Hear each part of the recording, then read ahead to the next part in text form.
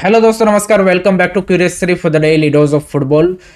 तो सबसे पहले दोस्तों बात करते हैं इंडियन प्लेयरों के बारे में, क्योंकि कई सारे जो हमारे यहाँ पे फैंस है वो तो अभी एक होप एंड उम्मीद में बैठे हैं कि भाई ओसीआई प्लेयर आएंगे एंड सब कुछ हमारा सही हो जाएगा।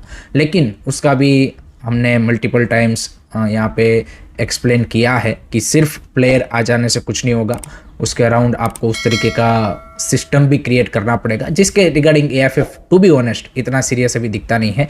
दूसरा एक आपका एस्पेक्ट है डोमेस्टिक प्लेयर्स, एंड अब तो डोमेस्टिक जो नेशनल टीम के प्लेयर है वो भी पूछने लगे हैं कि एशियन कप क्यों क्वालिफाई नहीं कर पा रहे हम, जो कि हमारा क्वेश्चन आपसे होना चाहिए। बट खुद प्लेयर जो पिच के ऊपर खेल रहे हैं वही पूछ रहे हैं कि भाई एशियन कप क्यों नहीं क्वालिफाई कर रहे हैं।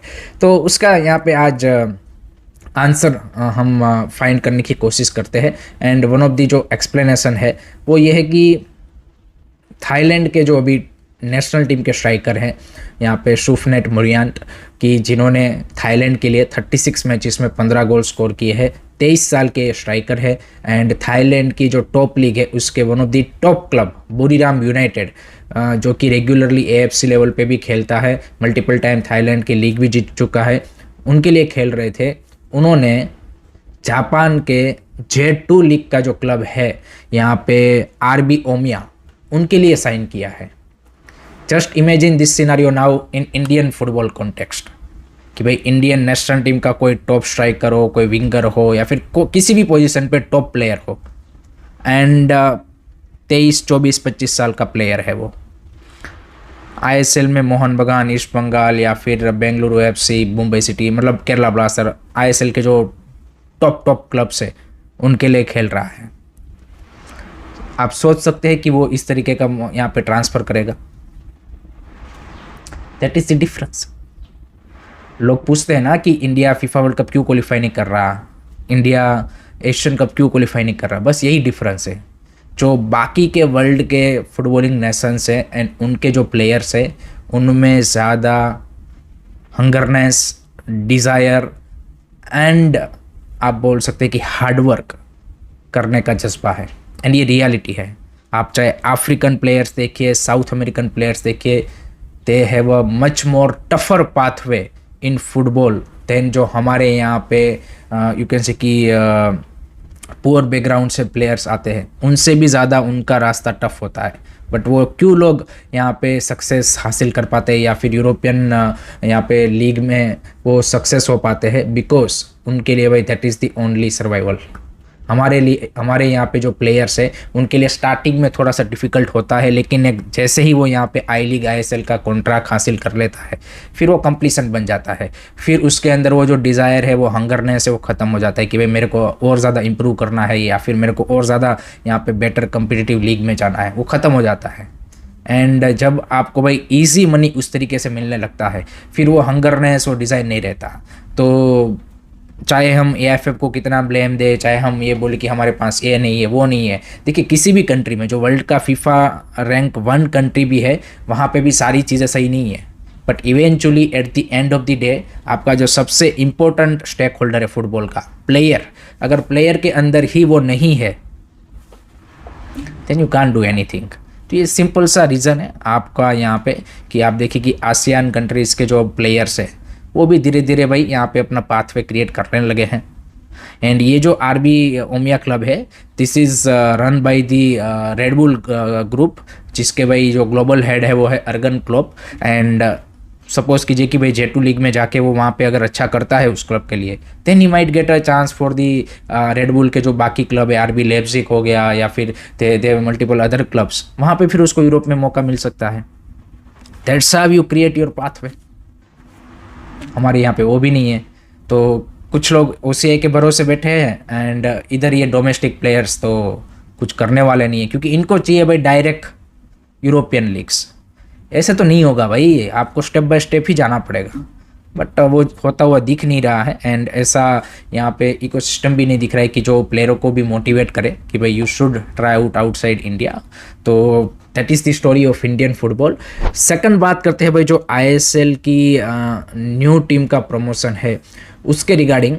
कल जैसे मैंने आपको बताया था कि मोहम्मदन एससी ने एआईएफएफ को लेटर लिखा था कि भाई अगर डायमंड हार्बर नहीं आता तो हमको कंसिडर कीजिएगा। तो उसके बाद एक और लेटर एक और क्लब ने लिखा है and that is Shillong Lajong FC की, जिन्होंने लास्ट सीजन सेकंड पे फिनिश किया था आईएफएल में। एंड उन्होंने एआईएफएफ को क्लियरली बोला है कि इस तरीके से अगर कोई क्लब यहाँ पे यू कैन से कि क्राइटेरिया फुलफिल करके पार्टिसिपेट नहीं कर पाता तो उनका रिप्लेसमेंट स्पोर्टिंग मेरिट पे होना चाहिए। ऐसे नहीं होना चाहिए कि जो क्लब रेलीगेट हुआ है उसको ही आपको मौका देना है।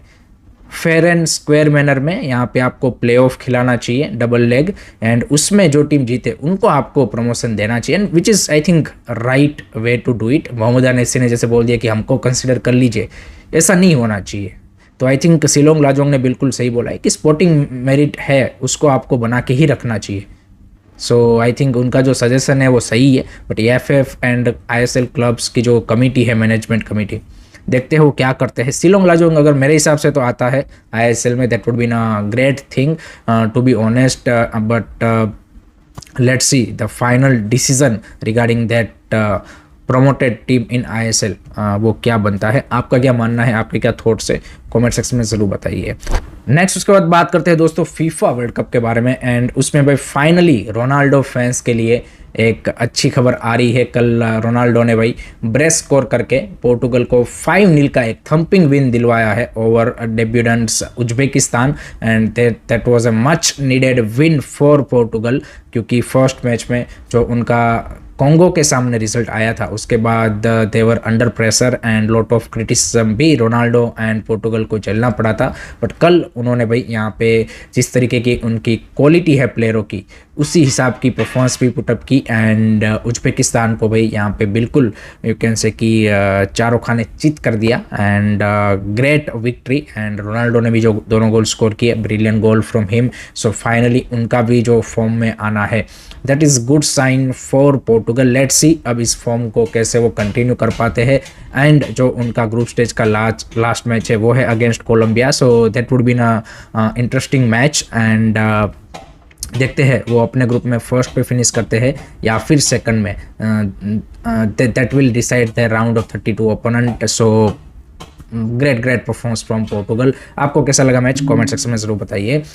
सेकंड मैच जो उसके बाद था इंग्लैंड वर्सेस घाना का, वहाँ पे भाई घाना ने चॉकड अप कर दिया इंग्लैंड को, yes, and that was a big surprising result. And 0-0 पे वो मैच ड्रॉ पे ख़त्म हुआ। यहाँ पे बिल्कुल उन्होंने डिफेंसिवली भाई एक वॉल की तरह यहाँ पे सेटअप कर दिया था घाना ने, and makes it very difficult for England to find the goal, and eventually with star studded attack England गोल नहीं स्कोर कर पाई। So that was a shocking result, and घाना के लिए भाई now this great opportunity to finish second in the group. जो उनका last match Croatia के सामने है वो अल्टीमेटली डिसाइड करेगा उनकी पोजीशन को। क्रोएशिया ने भी आज अपना मैच 1-0 से पनामा के सामने जीत लिया है। So that makes the situation very interesting in this group, क्योंकि घाना, क्रोएशिया एंड इंग्लैंड तीनों है। But I think England last match जो अपना पनामा के सामने है वो निकाल ही लेगा। So I think they will finish on the top of the table. तो घाना एंड क्रोएशिया के बीच में सेकंड प्लेस के लिए भाई हमें फाइट देखने को मिल सकती है। So that is gonna be really interesting to see, and overall a very good results, and now the final match day of group stage is gonna start. So वहाँ से फिर भाई जो टीमें है वो नॉकआउट होना स्टार्ट होगी। सो मज़ा आएगा, एंड लेट्स सी कौन कौन सी टीमें राउंड ऑफ 32 में क्वालिफाई करती है। आपका क्या प्रेडिक्शन है, आपके क्या थॉट्स है, कमेंट सेक्शन में ज़रूर बताइएगा। So that's it from my side guys regarding today's football news. I hope कि आपको वीडियो पसंद आया होगा। Keep supporting this channel, don't forget to like, share and subscribe curiously. जय हिंद, जय भारत।